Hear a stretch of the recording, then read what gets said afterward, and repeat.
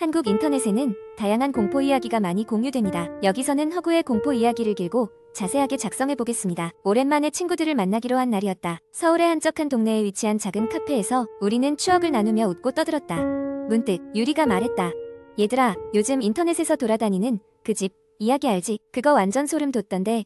궁금증이 발동한 우리는 유리에게 이야기를 해달라 부탁했다. 유리는 음울한 표정으로 이야기를 시작했다. 이야기는 어느 외딴 시골 마을에서 시작돼 그 마을에는 나무로 둘러싸인 아주 오래된 저택이 하나 있었고 사람들은 그곳을 버려진 집이라고 불렀대. 아무도 그 집에 들어가 보지 않았지만 외관만 봐도 섬뜩함이 느껴졌던 거지. 그런데 그 집 앞을 지나가는 사람들은 항상 이상한 속삭임을 들었다고 해. 저택에서 나오는 소리인데 무슨 말인지는 모르겠지만 듣기만 해도 머리가 어지럽고 기분이 나빠졌대. 유리는 이야기를 잠시 멈추고 우리를 둘러보며 한층 더 긴장감을 고조시켰다. 그러고는 다시 이야기를 이어갔다. 몇 년 전 한 무리의 학생들이 그 저택에 들어가 보기로 했어. 그중 하나가 카메라를 들고 있었고 그들은 집안을 촬영했고 인터넷에 업로드하기로 했던 거야. 집 안에 들어가기 전 그들은 각자 핸드폰으로 동영상을 찍으며 짧게 인사를 하고 신난 얼굴로 집 안으로 들어갔어. 그리고 그들의 모습은 그게 마지막이었지.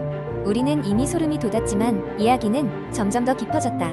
다음 날 그 학생들의 가족은 경찰에 실종 신고를 했대. 하지만 아무리 찾아도 그 학생들의 흔적을 발견할 수 없었어. 더 이상한 것은 그 후로 인터넷에 그들이 찍었던 영상이 떠돌기 시작했다는 거야.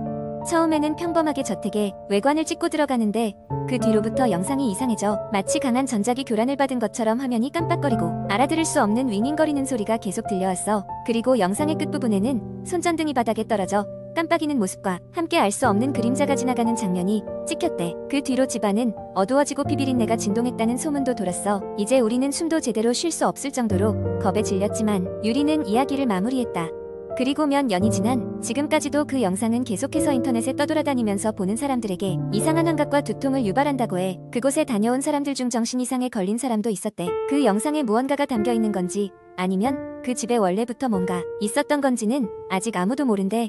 이야기가 끝난 후 우리는 한동안 말을 잇지 못했다. 카페의 조용한 분위기가 더욱 서늘하게 느껴졌다. 밖은 이미 밤이 깊어 있었고 우리는 서둘러 자리를 정리하고 집으로 향했다. 그날 밤 나와 친구들은 꿈속에서 그 저택을 헤맸고 그 이후로 우리는 그 이야기를 입 밖에 내지 않았다. 하지만 때때로 혼자 있을 때면 저택에서 들린다는 그 속삭임이 머릿속에 떠오르곤 했다. 이 이야기는 인터넷에 떠돌고 나는 허구의 공포 이야기입니다. 진실 여부는 확인되지 않았으며 여러분의 상상력을 자극하기 위한 이야기임을 밝힙니다. 두 번째 이야기. 어느 흐린 가을 저녁 나는 친구들과 함께 서울 외곽에 위치한 작은 산속 오두막으로 여행을 떠났다. 이 오두막은 한때 인기 있었던 휴양지였지만 지금은 잊혀진 곳으로 종종 기이한 일이 벌어진다는 소문이 돌곤 했다. 친구들은 이런 소문을 듣고 호기심에 가득 차 이곳에 가기로 했다. 공포 영화를 즐겨보던 우리였지만 그 누구도 실제로 무서운 경험을 할 거라고는 생각하지 않았다. 오두막에 도착했을 때 이미 어둠이 깔려 있었다. 주위는 짙은 안개로 덮여 있어 몇 걸음 앞도 보이지 않을 정도였다. 낡은 오두막은 이미 오래전에 사람의 흔적을 잃은 듯 자연에 삼켜져 가고 있었다. 문을 열고 안으로 들어가자 삐걱거리는 소리가 공기를 갈랐다. 입구에 놓여있던 오래된 신문과 먼지 쌓인 가구들은 오랜 세월 동안 아무도 여기에 오지 않았음을 증명하고 있었다. 첫날 밤 모두가 기대감에 차서 저녁 식사를 대충 마친 뒤 각자 자신이 가져온 침낭에 몸을 뉘었다. 한참을 뒤척이던 중 갑자기 바람소리와 함께 창문이 흔들리는 소리가 들렸다. 누가 창문 좀 고정해줘. 나는 투덜거리며 친구들을 깨웠다. 그때 한 친구가 소곤거리듯 말했다. 밖에 누구 있는 것 같아. 우리 모두는 그 말에 귀를 기울였다. 정말로 누군가의 발자국 소리가 바깥에서 들려오는 것 같았다. 친구 중 한 명이 용감하게 창문으로 다가가 커튼을 조심스레 제쳤다. 한순간 모두가 숨을 죽였다. 창문 밖에는 아무도 없었다. 바람소리겠지. 우리가 안도하는 마음으로 수긍하려던 찰나 갑자기 오두막 안에 있는 오래된 전화기가 울리기 시작했다. 오래되어 녹슨 전화기가 작동할 리가 없다고 판단한 우리는 겁에 질렸지만 누군가 전화를 받지 않으면 안 될 것 같았다. 망설임 끝에 내가 수화기를 들었다. 여보세요? 대답은 없었고 대신 이상한 전자음과 함께 우문거리는 소리만 들려왔다. 그때 목소리가 들렸다. 너희는 여기 있으면 안 돼. 오싹한 경고에 당황한 우리는 급하게 수화기를 내려놓았다. 밖에서 들리던 발자국 소리는 이제는 완전히 사라졌지만 오두막 안의 공기는 여전히 싸늘하고 무거웠다. 우리는 도저히 더 있을 수 없다는 결론을 내리고 짐을 챙기기 시작했다. 출발 준비를 하던 중 갑자기 전기가 나갔다. 오두막은 캄캄함에 휩싸였고 누구도 소리내어 움직일 수 없었다. 그런 정적 속에서 오두막 깊은 곳에서 부스럭거리는 소리가 들리기 시작했다. 누군가 무엇인가를 끌고 있는 듯한 소리였다. 우리는 플래시를 꺼내 비추어 보았지만 아무것도 보이지 않았다. 그 와중에 누군가가 속삭이는 목소리가 들렸다. 도망쳐야 해. 여기서 무슨 일이 벌어지고 있는지 알 수는 없었지만 우리는 이 이상 머물 이유가 없었다. 출구로 향하자 문이 굳게 닫혔다. 마치 우리를 가두려는 듯 어떻게든 힘을 모아 문을 열고 안개 낀 숲속으로 뛰어나왔다. 그곳은 마치 다른 세계처럼 느껴졌고 오두막은 뒤로 멀어져만 갔다. 산을 내려오는 동안 몇 번이고 뒤를 돌아보았지만 아무도 우리를 따라오지 않았다. 그러나 불가사의하게도 등 뒤에서는 누군가의 시선이 느껴지는 듯했다. 다행히 별다른 사고 없이 주차장까지 내려왔고 차에 올라타자마자 도심으로 질주했다. 차 안에서 우리는 서로를 바라보며 모든 게 꿈이었기를 바랐다. 그러나 나는 문득 호주머니에 손을 넣다가 낯선 물체를 발견했다. 가죽으로 만들어진 오래된 열쇠였다. 열쇠에는 돌아오지 말아라는 글이 새겨져 있었다. 그 이후로 우리 중 누구도 다시 그 오두막에 돌아가는 일은 없었다. 그리고 시간이 지나며 이 이야기는 다른 무서운 이야기들과 마찬가지로 사람들 사이에서 회자되었다. 하지만 우리는 여전히 그날 밤의 기억이 생생했고 더 이상 사람들이 없는 외딴 장소에는 함부로 가지 않게 되었다. 왜냐하면 그곳에서는 우리가 알지 못하는 어떤 존재가 우리를 기다리고 있을지도 모르기 때문이다. 세 번째 이야기. 2003년 경기도 모처에 위치한 한 고등학교에서는 기묘한 소문이 돌고 있었다.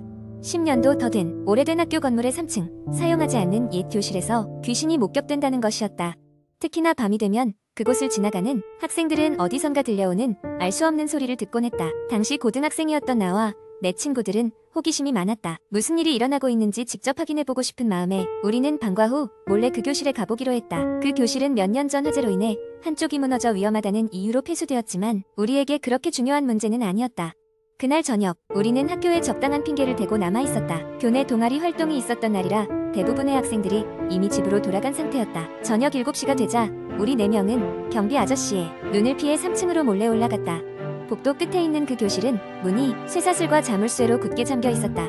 하지만 오래되어 녹슬어 있던 터라 우리는 조금만 힘을 주어도 자물쇠를 쉽게 풀 수 있었다. 교실 문을 열고 들어서자 곰팡내가 코를 찔렀다. 창문은 깨져 있었고 바닥에는 먼지가 수북이 쌓여 있었다. 우리는 각자 휴대폰 플래시를 켜고 교실을 둘러보기 시작했다. 교탁 위에는 누군가 고간 낙서가 가득했고 낡은 책상과 의자들은 여기저기 흩어져 있었다. 갑자기 친구 중 한 명이 창가를 가리키며 소리쳤다. 저기 봐.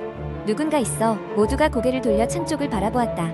어둠 속에서 하얀 형체가 서서히 움직이고 있었다. 처음에는 그림자인 줄 알았지만 그것은 서서히 우리 쪽으로 다가오고 있었다. 우리는 공포에 질려 그 자리에서 얼어붙었지만 곧 이성을 되찾고 급히 교실을 빠져나와 달리기 시작했다. 복도를 벗어나 계단을 통해 1층으로 내려가던 중 나는 실수로 넘어지고 말았다. 나머지 친구들은 멈추지 않고 달려나갔다. 고통스러움에 얼굴을 찡그리던 찰나 갑자기 누군가 내 곁에 있는 것을 느꼈다. 천천히 고개를 돌려보니 내가 도저히 믿을 수 없는 광경이 눈앞에 펼쳐졌다. 창백한 얼굴에 긴 머리카락을 늘어뜨린 여자아이였다. 그녀는 가만히 나를 내려다보고 있었다. 그녀의 입술이 움직였다. 왜 여기에 왔어? 라는 목소리가 귀에 속삭이듯 들렸다. 공포에 질린 나는 비명을 지르며 몸을 일으켜 세웠다. 다행히도 별다른 부상은 없었던 듯 전력을 다해 뛰어나갔다. 건물을 빠져나와 운동장에 도착하고서야 나는 숨을 돌릴 수 있었다. 친구들은 이미 거기에 모여 있었다. 모두들 나를 걱정스러운 눈빛으로 바라보았다. 그 후로 우리는 다시는 그 교실에 가지 않기로 맹세했다. 하지만 그날 이후로도 나만이 느낄 수 있었던 이상한 기운이 계속 따라다녔다. 누군가 나를 계속 보고 있는 것 같은 느낌의 잠 못 이루는 밤이 이어졌고 교내 활동도 자주 소홀히 했다. 결국 나는 학교 측에 이 사실을 말하게 되었다. 그 후로 학교에서는 그 교실을 완전히 폐쇄하고 출입을 금지시켰다. 하지만 지금도 가끔씩 그 교실을 지나갈 일이 있을 때면 그날의 일이 떠올라 소름이 끼친다. 그날 우리가 만난 것은 정말로 귀신이었을까? 아니면 우리의 상상력이 빚어낸 환상이었을까? 무엇이든 간에 나는 더 이상 그곳에 가까이 가고 싶지 않다. 내 평생에 다시는 이 이야기는 결국 학교에서 학생들 사이에 널리 퍼졌고 지금까지도 전설처럼 전해지고 있다. 누군가는 단지 쉬어가는 이야기거리로 여기지만 나에게는 결코 잊을 수 없는 무서운 기억으로 남아있다.